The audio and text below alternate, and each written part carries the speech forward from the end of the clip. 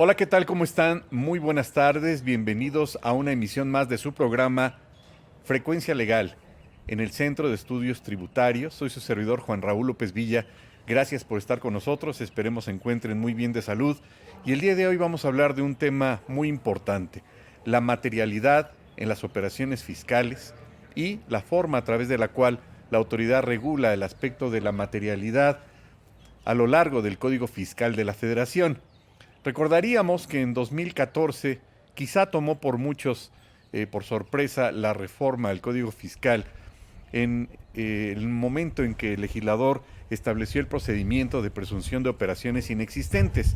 Y recordaríamos que en este procedimiento particular o sui generis, derivado por supuesto de esta imposición que determinó la OCDE para con sus países miembros, pues determinó y estableció un procedimiento a través del cual la autoridad presumiría las operaciones de los contribuyentes eran inexistentes, con base a un procedimiento que todavía al día de hoy sigue siendo muy discutible, sigue siendo impugnado en tribunales, pero que bueno, la gran mayoría de los criterios que han salido de parte de la Corte han salido a favor de la autoridad fiscal. En este contexto hablaríamos entonces que el tema de la materialidad de las operaciones no queda restringido, no queda reservado, no está acotado solamente al 69B. Es así entonces que podríamos señalar algo que todos sabemos, que el tema de razón de negocios regulado en el 5A, conocido también como cláusula antielusión, también prevé y también indirectamente tiene que ver con el tema de la materialidad. Otro punto importante es el artículo 22. En el artículo 22, como todos sabemos, se refiere a este procedimiento que establece o que impone la autoridad fiscal cuando el contribuyente solicita saldos a favor o devoluciones a su favor. ¿Por qué? Porque el 22D del mismo Código Fiscal prevé el hecho de que la autoridad podrá llevar a cabo el ejercicio de sus facultades de comprobación precisamente para verificar la procedibilidad de esta solicitud de devoluciones a favor del contribuyente. ¿Y qué tiene que ver la devolución de cantidades a favor con la materialidad? Primero, la autoridad podría entonces ejercitar las facultades de comprobación para verificar la procedencia de esos saldos a favor, y también, por jurisprudencia que ha establecido el Tribunal Federal de Justicia Administrativa, el contribuyente tendrá que acreditar la materialidad de esas operaciones para demostrarle a la autoridad la procedencia de esos saldos a favor. Otro punto importante que infiere y que tiene que ver, por supuesto, con la materialidad es el tema de esquemas reportables, en el tenor o en el entendido de que la autoridad, acorde con la reforma al 42 en su último párrafo, podrá también ejercitar las facultades de comprobación a los asesores fiscales, aquellas personas que presuntamente llevaron a cabo o elaboraron los denominados esquemas reportables.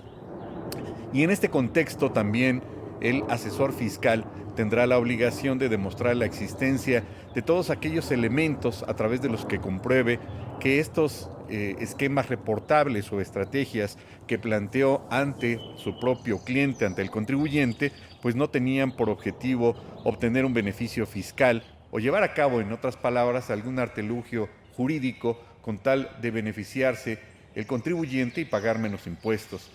En ese contexto también hay que inferir, hay que señalar y hay que decirlo puntualmente que el artículo 5A tiene una característica muy particular. Como todos sabemos, el término o el tema de cláusula antielusión no es un tema novedoso, más bien es un tema novedoso, pero no es un tema novedoso en el derecho anglosajón. De Inglaterra prácticamente se obtuvo esa propuesta y se adecuó por parte de la OCDE para los países miembros, y ese caso es el tema que en nuestro país, el tema de razón de negocios, no ha acabado de embonar o de entenderse a cabalidad. Recordaríamos que nuestro Código Civil tomó aspectos del derecho francés, del derecho alemán, y con ello, pues el hablar del acto jurídico, del negocio jurídico, de la nulidad de los actos jurídicos, es todo un tema. Y al hablar entonces de que las autoridades fiscales podrán llevar a cabo la determinación de la inexistencia de los actos del contribuyente, es decir, de los actos jurídicos, pues salta ese punto o salta la liebre, valga la expresión, en el sentido de que hasta qué punto la autoridad puede declarar en forma unilateral la inexistencia de los actos del contribuyente o no reconocerlos. Es tanto cuanto como entender o presumir que la autoridad entonces va a tener facultades absolutas para determinar la nulidad de los actos jurídicos del contribuyente sin tomar en consideración lo que para tales efectos ya había determinado desde hace muchos años el Código Civil Federal, en razón de que el competente o la autoridad competente para esos efectos es el Ministerio Público a través de un juicio civil. Vean entonces cómo pues no comulga la reforma en materia de razón de negocios con lo que determina o ha establecido desde hace muchos años el Código Civil Federal. Y en esa tesitura, ¿qué tendría que ver la materialidad? Pues es un aspecto elemental y muy importante a efecto de que el contribuyente, a través del ejercicio de las facultades de comprobación, pueda exhibir, demostrar, acreditar ante las autoridades fiscales o fiscalizadoras la existencia de esos actos a través de documentales, información e incluso información que en términos del artículo 210A del Código Federal de Procedimientos Civiles esté contenida en medios electrónicos. Esto sería una prueba fehaciente y por supuesto que podría exhibir ante la autoridad para desvirtuar el dicho de la autoridad y para poder demostrar efectivamente la existencia de esos actos. Y simplemente cerraríamos este comentario con el siguiente punto. Hay que acotar, hay que recordar que el artículo 5A tiene que ver específicamente con los aspectos de la interpretación estricta del derecho fiscal, porque se refiere al objeto y a los sujetos que van a ser materia de esa fiscalización. Y en ese contexto, la autoridad entonces le requerirá, es decir, el SAT, a la Secretaría de Hacienda y Crédito Público que proceda a aprobar la revisión de razón de negocios, por un lado. Y segundo, podrá resolver en forma colegiada junto con la Secretaría de Hacienda y Crédito Público en un plazo mayor a 2 meses si está de acuerdo o si procede o no la recaracterización de los actos jurídicos del contribuyente. ¿Qué quiere decir esto? Pues la aprobación o la validación de los actos jurídicos del mismo. El punto interesante y que dejamos en la mesa para ustedes es que la autoridad, en forma colegiada, en este plazo máximo de 2 meses, podrá resolver a través del silencio, lo cual no implica necesariamente que se configure la negativa ficta contemplada en el artículo 62 del Código Fiscal. ¿Qué quiere decir en pocas palabras? Que antes de que el contribuyente exhiba sus pruebas, acredite la materialidad de los actos y demuestre en todo caso la existencia material de los actos jurídicos que en su caso pretendería desvirtuar la autoridad, ya en ese momento, ya hasta ese momento, muy probablemente la autoridad ya resolvió. Y muy probablemente va a resolver entonces a través del silencio. Con ello entonces inferimos y entendemos que antes de que el contribuyente exhiba las pruebas para desvirtuar el dicho de la autoridad en el tema de razón de negocios y acredite la materialidad de las operaciones, ya la autoridad ya resolvió. ¿Y esto a qué nos lleva?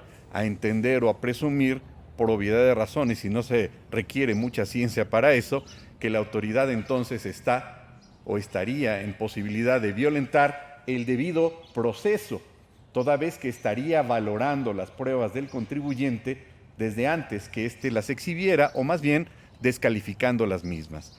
Y con ello entonces el exhibir, el acreditar, el demostrar dentro de la visita domiciliaria la materialidad, pues no serviría de mucho porque muy probablemente la autoridad en la liquidación va a confirmar ese dicho y ese silencio de la autoridad que, por cierto, por supuesto también carecería de una falta de fundamentación y motivación.